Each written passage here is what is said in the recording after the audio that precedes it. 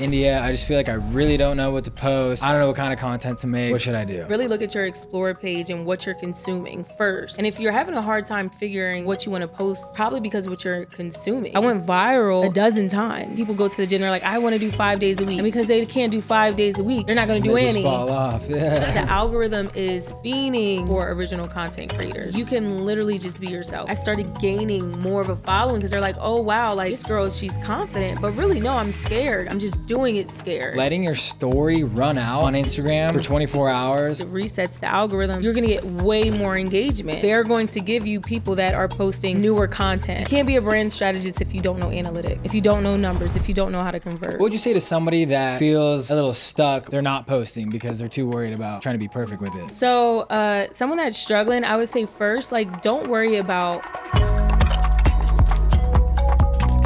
We are out here with the lovely India Brooks from Bitter Fox. How we doing, India? How we feeling? I'm doing great. I'm like so excited. I'm loving the setup. Like everything is like A1. Like you really know what you're doing here. Hey, I appreciate it. We out here in Vegas, just wrapped up a workshop, so I'm stoked to be able to make this happen. But let's jump straight into it. I kind of wanted to start off by asking you, how would you define who a brand strategist is today in 2025?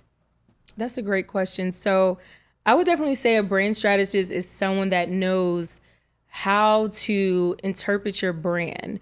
And that means as far as like tone, your audience, and even the visual aspect that you're bringing to social media. So that is definitely the definition of a brand strategist, but also someone that knows the numbers, not just what it looks like. You can't be a brand strategist if you don't know analytics, if you don't know numbers, if you don't know how to convert. So I think the biggest thing is you definitely want to make sure if you are looking for a brand strategist that they actually know analytics and they understand it. Okay, so talk to me about the analytics. What does someone need to know and understand about the analytics to kind of figure out their brand strategy? Analytics would be more of like the dashboards on a platform. So you would look at your peak times, you look at the days of the week that your audience pretty much watching your content, age group, region, and that is what is going to help you produce the best content or get the most of your content is when you understand your analytics. So you need to definitely understand your analytics when it comes to posting on social media. I like that. That's interesting. I feel like I haven't heard a lot of people talk about that, but I feel like I have heard people that struggle with maybe the paralysis of analytics when it just comes to wanting to make sure they're posting at the best times and making sure everything's perfect and in order. So what would you say to somebody that maybe feels a little stuck about the analytics and stuck about wanting to like be perfectly optimized when they're posting and then they're not posting because they're too worried about trying to be perfect with it? Yes. How would you encourage someone like that? So someone that's struggling, I would say first, like, don't worry about being perfect. The first thing you want to do is just post and be comfortable. And then I would go back and see when is your most popular times. So like, for example, like I would suggest you just post for a month straight, then go back and look at your 30-day analytics and look at exactly what it is that has become a habit for you. So you go back 30 days and you see, wow, like I actually do have a habit of posting every Sunday at 7:00. So then you would just make that one of your days. And if you see another day at this time, that's all you're going to do is incorporate that. And then I wouldn't start off with doing so much like, oh my God, what am I going to do? I want to post 3 days a week. It's like, no, if you know you've been consistent unconsciously doing Monday and Friday, for example, just throwing that out there at 9 p.m., then just make those 2 days. Like, it's similar than people go to the gym, they're like, I want to do 5 days a week. And because they can't do 5 days a week, they're not going to do any. Just fall off, yeah. And I used to be the same way. And so I was like, you know what, I'm going to do 3 days. And now I feel so much comfortable. It's like not biting off so much that you could chew. Like, just do what you can do and move from there. That's good. Yeah, I like that. So I kind of want to jump into the TikTok conversation. You've had some success on TikTok.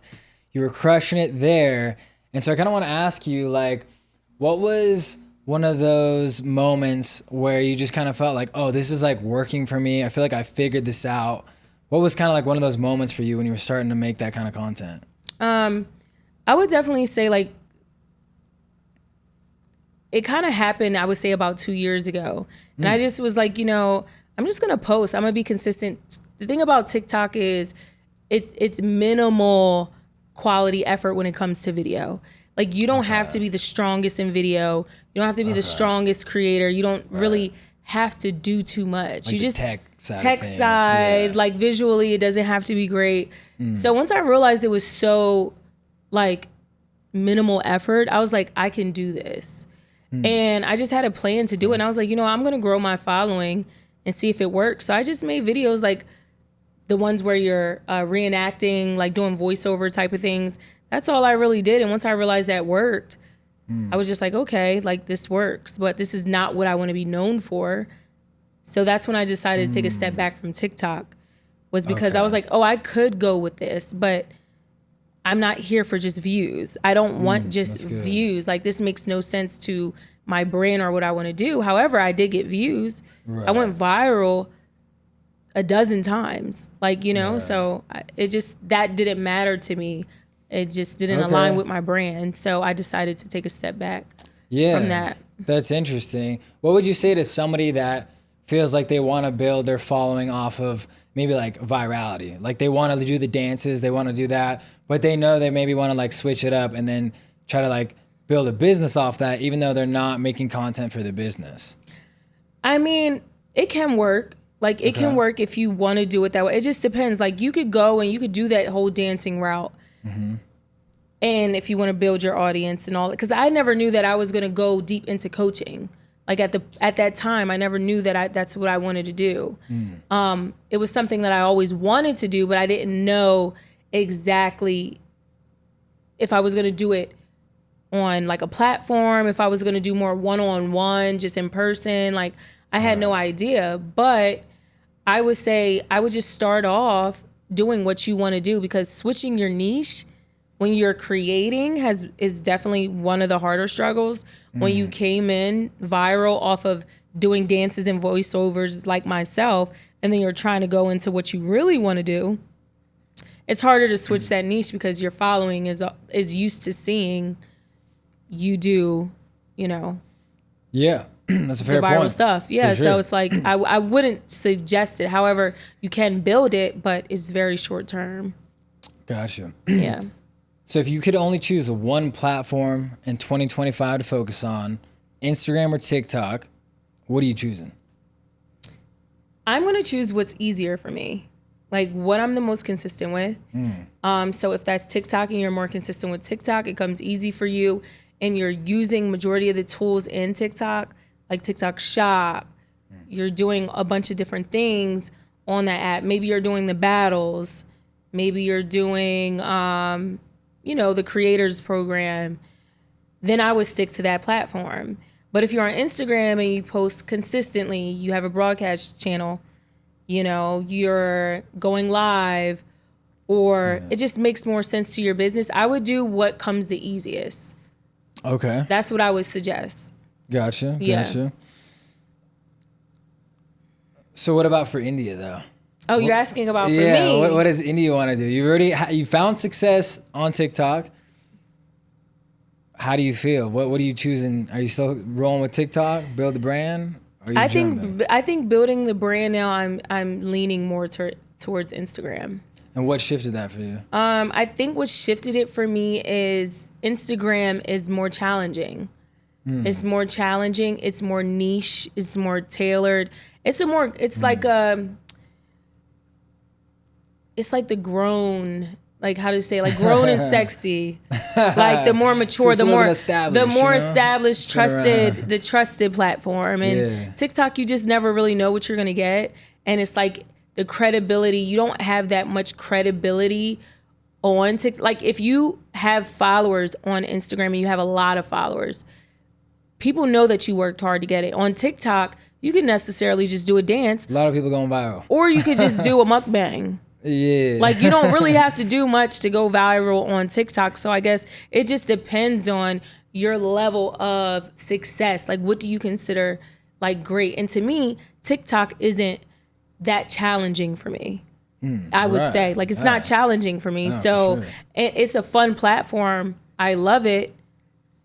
But once I realized, like, you know what, I was getting frustrated, and I used to always be like, I love TikTok. I do love TikTok. However, when it comes to building a personal brand, I highly suggest Instagram. It just looks better. It's cleaner. That's interesting. I feel like what you just said right there, personal brand. Like when it comes to building a personal brand, you're going for Instagram. What do you feel like Instagram is doing better than what TikTok has to offer? I just think it's the trust that the app has. Like, people know, like, if you have a lot of followers on Instagram, like, you had to work for it. What about the tools that it offers? And to, the tools, like, creators it and has the stuff? broadcast channel. Like, it helps build community that way. Like, so I would say the tools are different. Like, they have the broadcast channel. They have the shop. Like, you can add your shop on there if you wanted to. For sure. But I think it's just like a little bit, it has more of like a close-knit networking aspect to it. So the algorithm works in your favor, as in like, oh, you may know this person. Like, if I'm following you. Yeah, it shows you who you're following. and Yes, stuff, it shows like, you you're following. So mutual, it's gonna kind of feed you, right? It's gonna feed you what you need. Right. TikTok is not really necessarily gonna feed you exactly what you need and what you're looking for, or that tool, versus Instagram is gonna feed you kind of what you need. And I feel like that comes a little bit more beneficial, because just say, oh, I'm looking at your story, and then I go look at someone else's story. It's gonna say, I think this person would be good for her, and the algorithm is gonna feed me that. And that's why usually you go on Instagram and you say something, you're gonna scroll and boom, you're gonna see exactly what you just said or what you was just looking for. 100%. So you just mentioned like broadcast channel, which is kind of like something that is a little bit new to me. Yeah. I mean, I've been seeing it around. I see some people kind of using it. I've jumped into some broadcast channels, and like some creators were using it for a second, kind of died out. But how are you kind of using it in a way that is kind of helping you build a community? Or what is really your goal with your broadcast channel?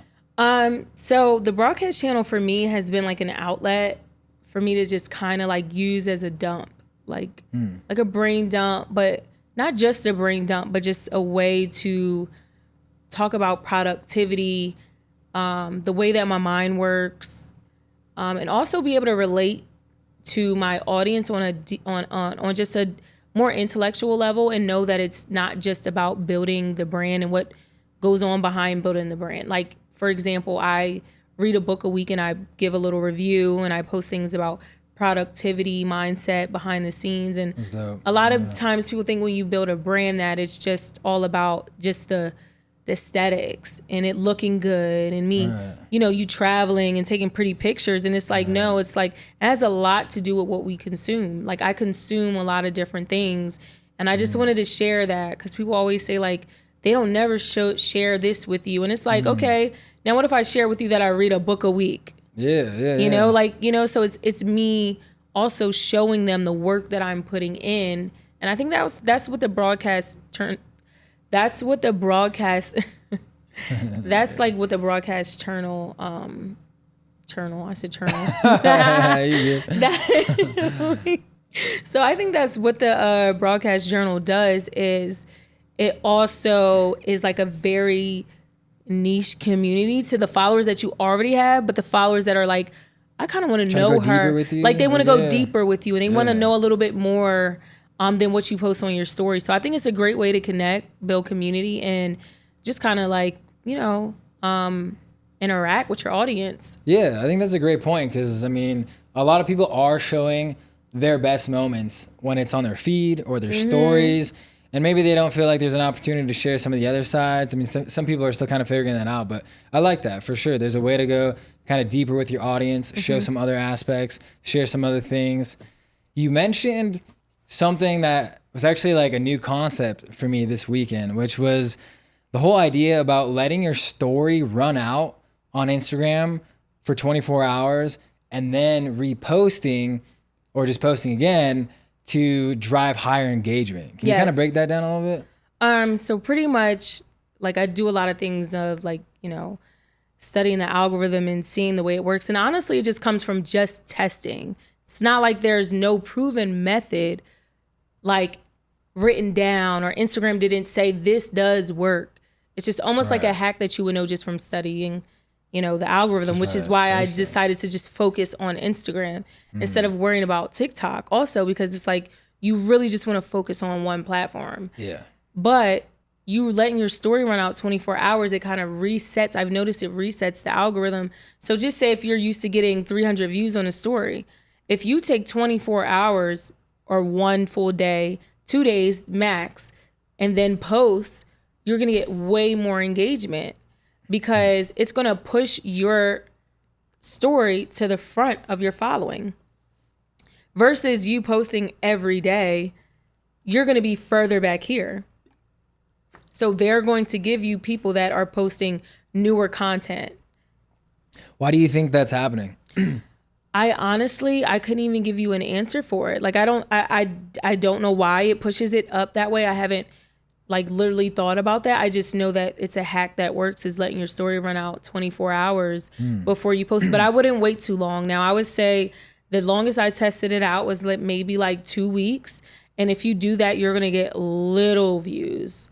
Like little to no views. Yeah, you're telling the platform you're not even posting. You're not telling them that you're posting at all. Like so. Okay. But if you wait like 24 hours to a day, you're literally like you're usually fine. Okay, interesting. What would you tell somebody who has been posting consistently? Maybe they're not seeing a lot of engagement on their posts, and they're not really someone that likes to maybe like comment on people's Instagram posts, or likes to kind of like fly under the radar because they don't want to be seen. What would you kind of encourage or tell someone like that that's looking to drive higher engagement? Well, I would first say like it's called social media for a reason, because you want to be social. And what a lot of people don't know is the way that we survive as human beings is we have to be social. Like we're the only species that needs to be social to survive. So for example, I'm reading this book. It's called Human Sapiens, and it talks about since the beginning of time, the way that we survived is by gossip. We use gossip as a tool to survive. So if you're out here and you're like not wanting to comment and you think you're too good to post whatever because you want to seem like so mysterious and under the radar, you're not doing anything but a disservice to yourself. Because the way that you grow is you have to build a tribe. That's the only way that humans were able to survive. And that's the only way we're able to survive now, is if you build a tribe, you build a community. So you don't look cool with no community. Like you just look like a loser. Yeah. Not to say it like that, but but if you're on social media, use it. That's the point of using it. So if you comment on people's posts, what I like to do a lot, some people call it trolling, but trolling is when you're just trying to get a reaction. Yeah. But show support. If you're following a celeb that you love, don't be too embarrassed because you think someone's going to see it. That's the goal. And that's how the algorithm works in your favor. The more that you comment on people's posts, the algorithm is going to shoot you to more profiles, because Instagram looks at it like you're using their app. You're using it more, you're engaging more. So it's like you want to be able to engage with as many people as you can. You want your stuff to be pushed out. And if you're looking for it to get pushed out, comment on people's posts. And what that's going to do is people are going to like it, and then they're going to follow you because they liked what you commented. So it's another like hack. So you're not too good looking under the radar, or you're secretly watching someone's stories and never liking anything. You just look like a loser. There's some people out there that are like, they don't give you any credit. They just think they're too game. They're just like, oh, I'm too cool to like I'm not gonna like anything because I want you to know that I don't even. No, you just look weird. Like just you don't. You're I know, like always showing up like you watching, but you just watching and you don't like it. Like what is the point of that? What would you say to the introvert that feels like maybe more self-conscious, like I don't want to comment because I feel judged maybe if I post something that's lame? I mean, the thing is, you're only lame if you think. You're always going to be lame to someone. Everyone's not going to like you. But also, there's going to be a lot of people that also do like you. There's going to be more people that like you than people that don't. And if the people that don't, who cares? Why are you on my page anyway? 100%. That's how I look at it. Like, so, you know? No, I like that. That's good. Okay, let's kind of jump into some of the content strategy stuff that you're doing. So you are helping some businesses with their content and their strategy. And what would you say is one of the biggest content mistakes that some business owners that are trying to get into the social media game are making? Bad lighting. Like they want to get into social media, but they don't want to pay. They don't want to pay to get better lighting. They don't want to pay to get the help that they need. They just want to go and pick your brain and get as much free information as they can out of you and think that that's going to work. And it's like, no, you actually need help. You need to actually get some type of coach, get better lighting. If not, consume a lot of YouTube videos. You know, but the worst mistake that I see is bad lighting. And if your lighting is bad, you're also not going to be pushed up on the algorithm. So you also want to just make sure you even clean off the back camera, front camera. Like it's those simple things. Like it's that I see the majority of the time when it comes to new creators. For sure. No, I feel that. I feel like, yeah, in my opinion, lighting is one of the biggest tools that you can utilize to upgrade any camera setup that you have, like even your phone. Like you can make the iPhone camera look supreme with just like some good lighting. Yeah. Like some people literally been on my stuff like what camera is that? And I'm like, dog, that's my phone. Wow. So you do that? Like you hook up the lighting with the Yeah. iPhone camera? Yeah. Like I'll use like the lights that we're using right now in the background and just like shoot on my phone, just depending on like what we're doing, right? But wow. yeah, it like transforms that camera. Or let's say like we don't have nice lights, like we're in a studio or anything like that. Like getting in front of like a window for inside, or like if we're outside, getting in a shaded area, or like your car is like a big hack. You know, I know like you shared some tips on like how you can like create in a car and stuff like that. Like that natural lighting and like will just make your camera look so good. And it also doesn't cost, like it's not too costly. But what would you say if like, because wow, that was a great unlock for me because I never knew. I don't know. I guess I didn't think it's something that you don't think about, like that you could use these studio lights for an iPhone camera. 100%. So like, what would you say? So if someone did have an iPhone set up and they just didn't want to invest in a camera, would you suggest them like a LED panel light, or would you suggest them to do something like this balloon? I mean, I have great lighting, and look, I'm not super techie, so I call it the balloon light. No, but what is the word for it? It's a lantern softbox light. Okay, that's like kind of more the technical term. But no, 100%. I even recommend a lot of people, especially if they're just like starting out and trying to figure out the game, like don't buy a fancy camera.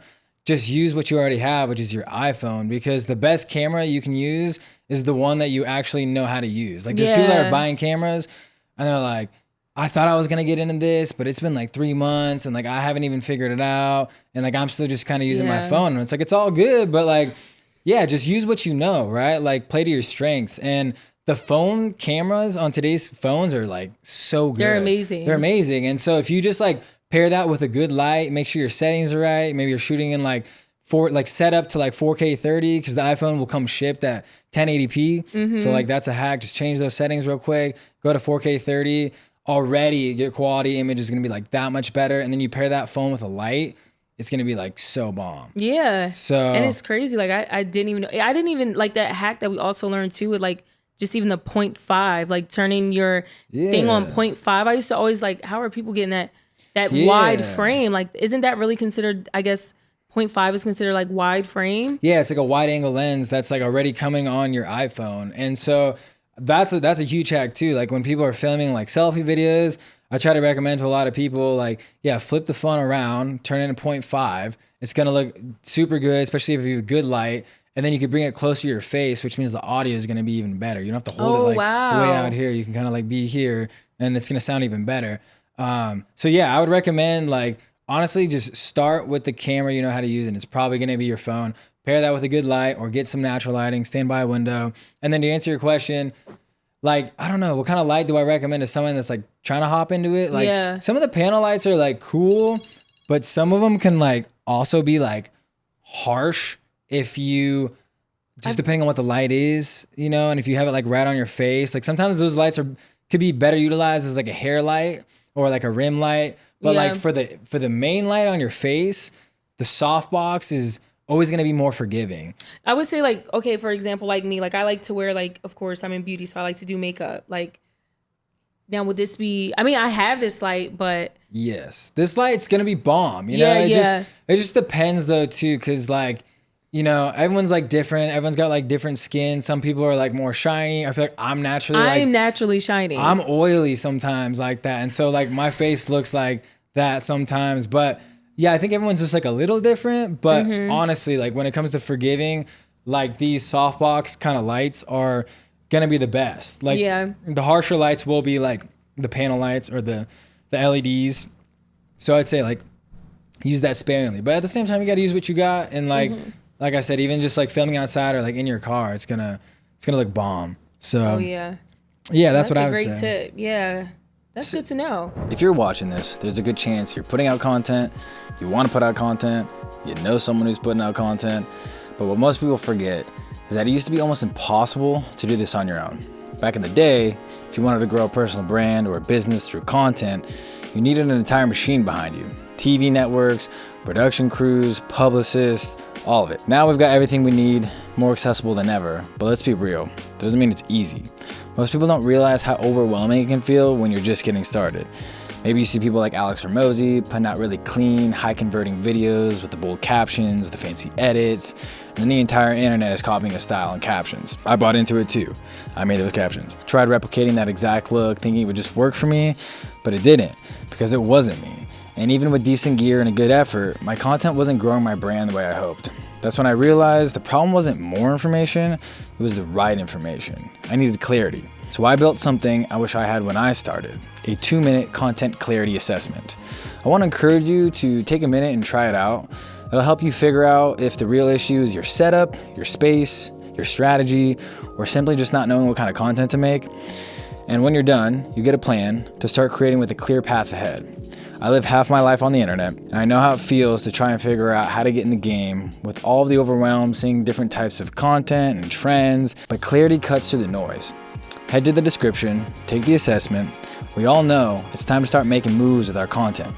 Now let's jump back into the episode. What would you say to like a potential client or a client that's working with you and they say like, India, I just feel like I really don't know what to post. I don't know what kind of content to make. What should I do? Honestly, I would just, another thing is look at your explore plate. Look at your, I would say one thing is look at your explore, it's a tongue twister. One thing I would say is just like really look at your explore page and what you're consuming first. And if you're having a hard time figuring what you want to post, it's probably because of what you're consuming. Like you're just doom scrolling, so it makes no sense to what it is that you actually want to do. So I would try to first clean up what it is that I don't like. Not interested. If it's a bunch of drama, shade room stuff, not interested. Clean it up. Yeah. And the people that you want to be more like, follow people more like that. If you have a bunch of drama and, you know, like the gossip lounges, Don Julio bottles, hookah lounge all on your page, and that's not really what you want to do, and you're like, oh, I'm so sick of seeing the same thing, unfollow them. Like, don't be scared to unfollow them if it doesn't fit where you want to go. Yeah, like that, like guide your algorithm. Like tell the algorithm. You have to guide it, and it doesn't matter. It doesn't, like some people feel bad about unfollowing people. I don't feel bad because at the end of the day, Instagram is going to shoot you what your algorithm is. And if that's not what you want, you have to unfollow it. And it's like, it's no love lost. It's just like, what are they doing for you anyway? It's not like you don't have to hate them to unfollow them. However, if they're not supporting you, they're not liking your stuff, they're not interacting with you, it only brings your algorithm down. It only brings your awareness down. So you have to get them off. Like you have to just let them fade out and that's remove good. them as a follower. Do it both ways. Don't just unfollow. No, you got to get them off because you got to think of it like your conversion rate. Like it's not about you having a bunch of followers. It's about you engaging. So even if you still have them out as a follower, they're lowering your engagement because they're not interacting with you. So you have to remove them. So what kind of content though would you say, like for someone that's like, yeah, like I feel like I'm a business owner. Like I'm focused on like building my business. Like I'm not a content creator. Like what kind of content do you feel like you would recommend them to kind of make?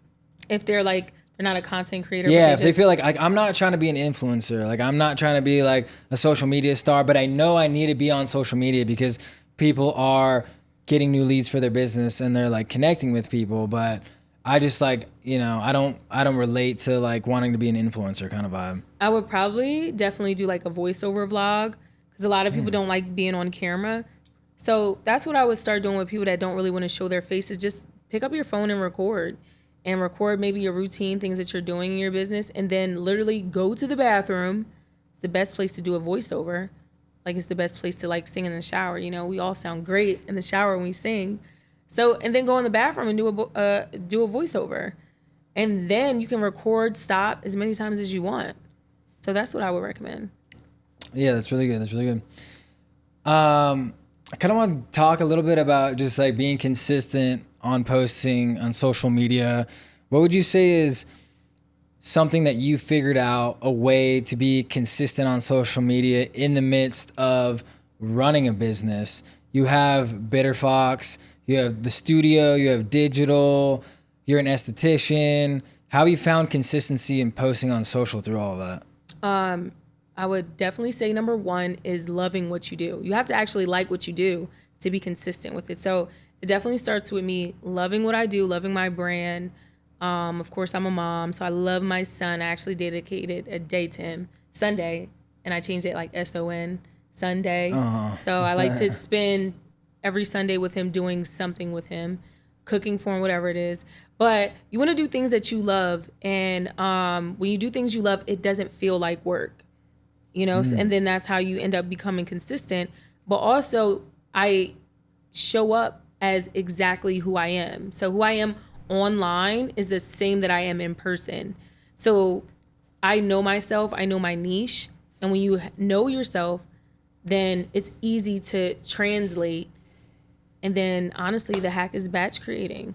You're definitely going to want to batch create. And that only comes from knowing your brand identity. Then after that, you're going to set up your posts and set it up to the days that you want to push that content out. And then boom, now you have, a bunch of free time, and that's how you become consistent. But you're not consistent yet until you know your brand identity. And I think that's what people struggle with the most. For sure. That's really good. I like what you kind of said in that, which was kind of just reminding me about this concept of like being authentic. You've created your brand through like authenticity. What would you say to someone that is maybe struggling with that, trying to like find their voice, trying to find their tone and style? They maybe feel like they're influenced by somebody. Maybe they feel like they're not trying to copy somebody. And when it comes out, they just don't feel like they're like being the most authentic. How would you encourage authenticity? I would encourage it by just starting. A lot of time it's like the confidence on camera comes from you not being knowledgeable about what it is that you're saying simply because you're copying. Like you're copying, but you don't know where they got that information from. So to you, it doesn't really connect. And that's why when you get on camera, people can see that you're uncomfortable. They can also see that you're replicating it because they can tell that you physically and mentally didn't do the work. So you want to make sure that you're really sticking true to yourself. And if content is really for you, then do it. But you have to know your why. And the why takes you discovering yourself. And that's literally what you consume. Books, try a new activity, maybe join a gym. You can't want to be a content creator and act like you're too good to connect. And that is why people are struggling, because they want to do it, but then they don't want to tell nobody they're doing it. Yeah, for sure. They don't want to tell nobody I'm trying to do this. They're so embarrassed. And it's but this is for the world to see. And the only way you can grow is if you have a community. So maybe it just might not be for you then. Sometimes it's really not for you. If you feel like you have a hard time struggling with building a community. Now it should be we're all social beings, but if you're going to be that super gatekeepy type of person, I don't want to show nobody that I'm doing this. I don't want to, then you're not going to grow. So it's just right. You're making it hard for yourself. Yeah. Yeah, that's good. What would you say to some people that are also trying to get in the game, but they also just feel like it's really oversaturated? The market's like too crowded. A lot of people are trying to get on social media and do this thing. Mm-hmm. What would you say to someone like that? I think honestly, it's oversaturated with everyone trying to be unoriginal. Like we need more people that want to be like themselves. That's what is becoming oversaturated in the same type of creators, the same type of editing looks, the same type of you post something is click sounds like, oh, here's the title coming. Day in a life with blah, blah, blah. Like we're so over it. Like the algorithm is fiending for original content creators. They want you to be original. Like, you know what I mean? So it's like the more original you are, the more they're going to push you out because Instagram is favoring macro influencers right now. And you can literally just be yourself because they're so sick of it. Like people are sick of it. So just be yourself. And I think being yourself is so much easier than trying to be someone else. That's good. What is one lesson that you've learned from building Bitter Fox that you weren't really prepared for? Oh, most definitely getting an accountant. Setting up your business accounts. Setting up your business accounts, getting a lawyer and a bookkeeper, financial advisor, just knowing those things.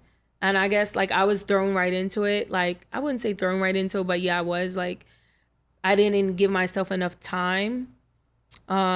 So because I was booked, like I jumped from one thing to another thing. So it was just like, I was booked and I was like, oh, I'll get to it.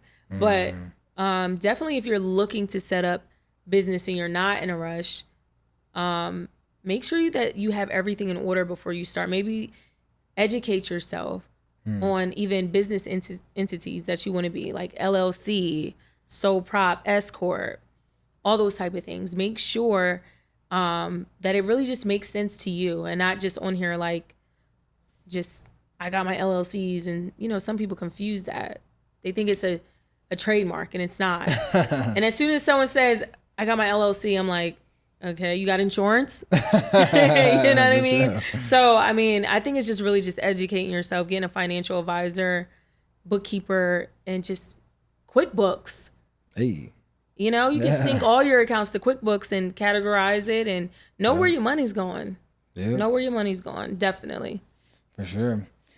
You've mentioned that you have ADHD, and I'm curious as to how that's been something you've had to overcome in certain areas when it comes to you running your business, but also like maybe some of the advantages of having ADHD. Yeah. So ADHD has, so I was diagnosed with ADHD at like early 20s, like 2022. I didn't really take it seriously because I just was like this is just something that people want to feel a victim over. So I never took it that serious until like, as I started getting older, I'm like, wow, it's actually really hard for me to get started. Like I have a bunch of piles of clothes and they're just sitting and I'm getting overwhelmed to the point I don't want to do anything because the clothes are bothering me that bad that it ruins my whole day to my week, to my month. And then everything just kind of like starts to trickle. And you don't realize like certain things are so small, like colors, like me having a bunch of colors. Like a lot of people don't know, like I wear neutrals. I just wear black. I wear neutrals.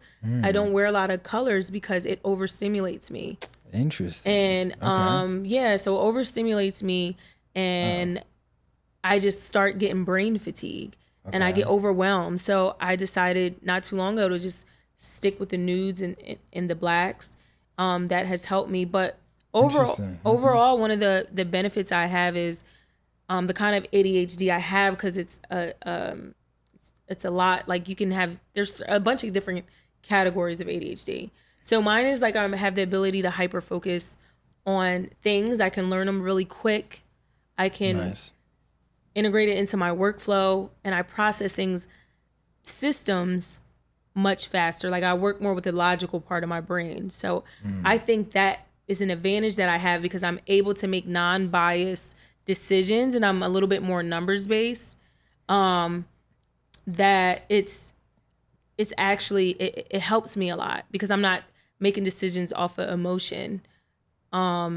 which has always worked in my favor, especially when it comes to business. Like, you can't work a business or be successful in business if you're always going to be emotional about everything. Yeah. Or something doesn't work out for you, or That someone mindset says is something huge. something made you feel some type of way. Like, I would say that's one of the things that I like mastered. Like, I had a client say to me the other day, like, you know, me and you, like, one of my clients I'm really close with, she always helps me with behind the scenes, like, business stuff, and she has great perspective. Like, she kind of thinks like me in a way.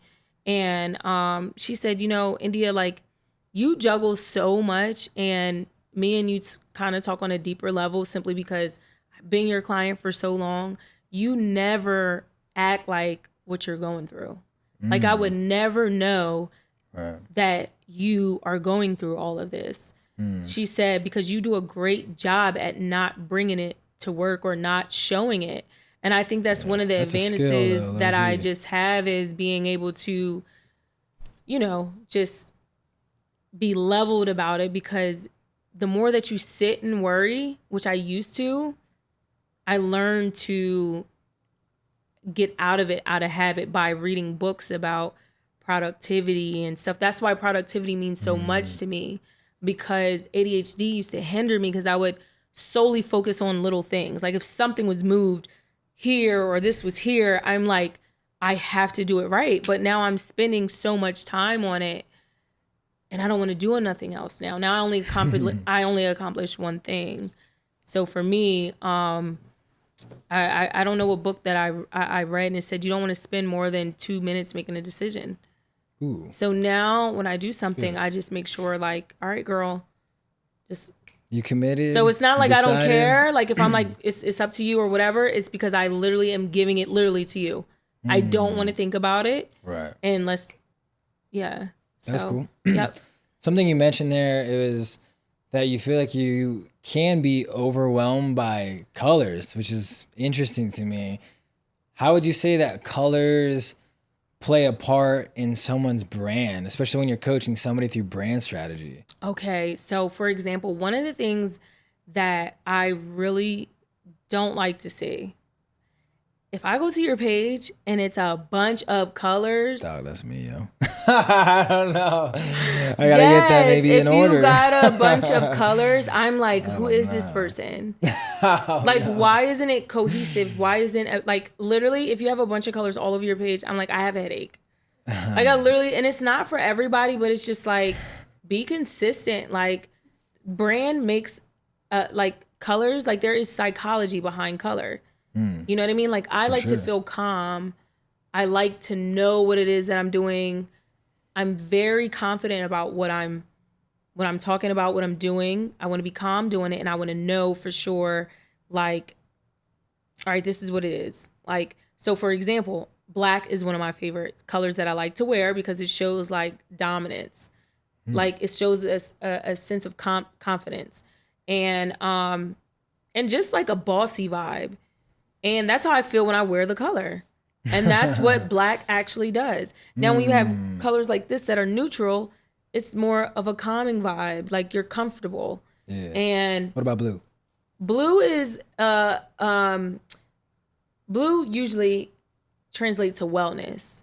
It's more like a wellness brand.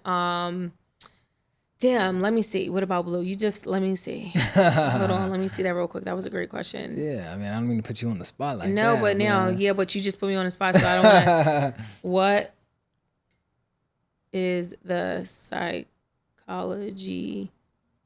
to blue color? I think it's, no, because royal is purple. Okay, so the psychology of blue, you got to say it again. So Yeah. I was just saying, like, yeah, what about blue? Like, what is the meaning and the message behind blue?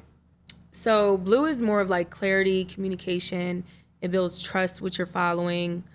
What else? It brings like a calmness. Okay. You know, so Yeah. blue is going to show that, like, when you wear it. So if that describes more your personality, simply, I mean, it looks like it does because it looks well on you. But I'm just saying, like, you pick this color for a reason. You feel comfortable in it. Yeah. So you want to pick what you feel comfortable in. Yeah. You know? For sure. That's good. That's good. I like that. Like you said too about just like trusting someone, blue based on certain colors, why you're picking them, strategy. I feel like one of the things that I'm curious about from you, kind of getting to know you, even like through this process, is I feel like you're very comfortable being like transparent and authentic. And like, I feel Oh my like, God, thank you. no, like in a Really? great way. Oh, Cause thank like, you. I feel like seeing you like online and then like meeting you in person, like, yeah, like you're the same person. And some Yeah, people, it's not always yeah. like that, you know? Yeah. And so how do you feel like you've kind of just like been that person? Do you feel like that's always just been supernatural to you? No, I wasn't always like that, honestly. I used to always care about what people think. And I think the more that I started talking and just jumping out there, like, and not being scared to go first and being the test dummy, I just was like, well, at least I'm showing the courage. And that's how I felt. I started feeling like, well, at least I did it.